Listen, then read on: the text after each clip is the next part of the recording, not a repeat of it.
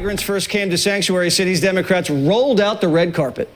They pitched them wedding tents, filled them with recliners, popcorn machines, Xboxes.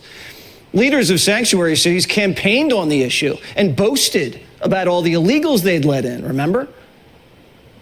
Protect our immigrants. During the COVID, our immigrants stayed. They provided a service for the city, and I believe we need to continue to make sure this is a sanctuary city. We have a responsibility to make sure that families who are seeking love and support here in the city of Chicago and throughout the state of Illinois, that they are not just welcome, but they are serviced.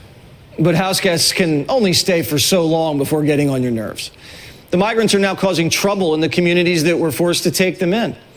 Migrants are turning their children into little bandits, banditos, sending them into stores to steal food and clothes.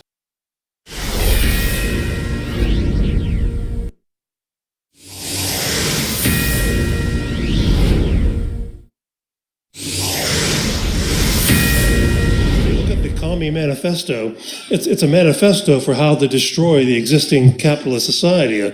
Plank number 1, abolition of private property. Plank number 2, this is a direct quote, a heavy progressive or graduated income tax.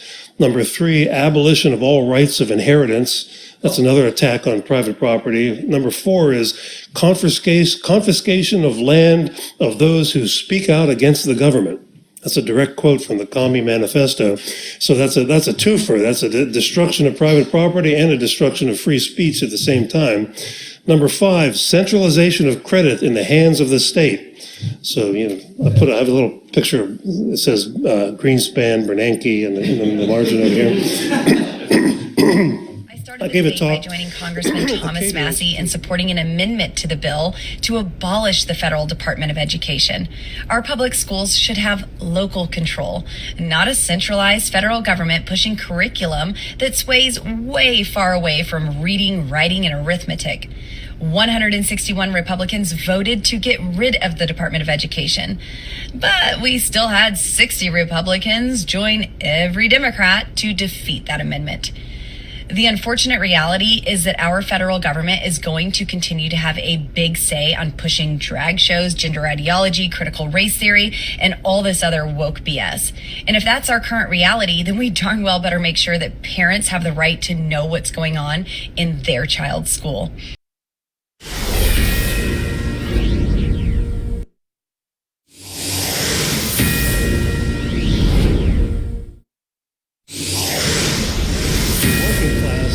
Never wanted to engage in a bloody revolution and take over the factories. They just wanted a pay raise and better working conditions.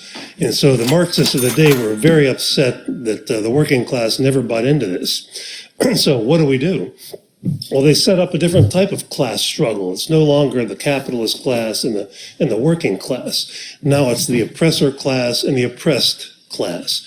And basically the oppressors are white heterosexual. Immigrants have assimilated quickly, though, and are now adopting one of the oldest tricks in the book: running into traffic, faking getting hit by a car so they can extort the driver for money. Maybe Loverboy can take care of that case. And the people have had it. In Chicago, 70% of people say focusing on housing new migrants is hurting American citizens. And in New York, Eric Adams issued a curfew for migrants. We're still getting thousands of migrants and asylums who are coming here. And so we want to give clear messages on what's expected. The overwhelming number of people who are there, they want to take the next step in their American dream. But you do have a numerical minority that we want to give clarity to, that you can't come into our systems and be disruptive. And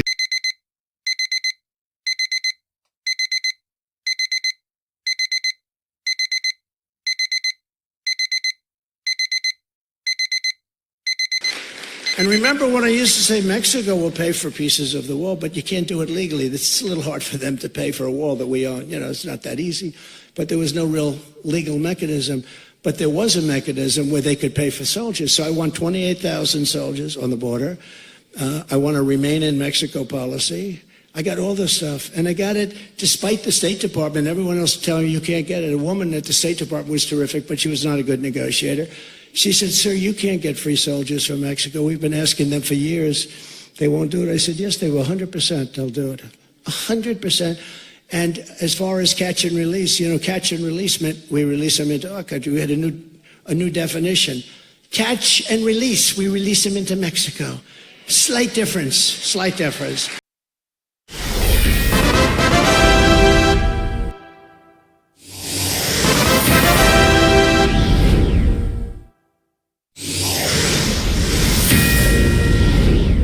Clear to folks in this region who are thinking about making that dangerous trek to the United States-Mexico border.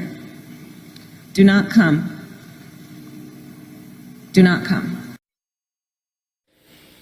Do not come. Do not come. I'm going to come.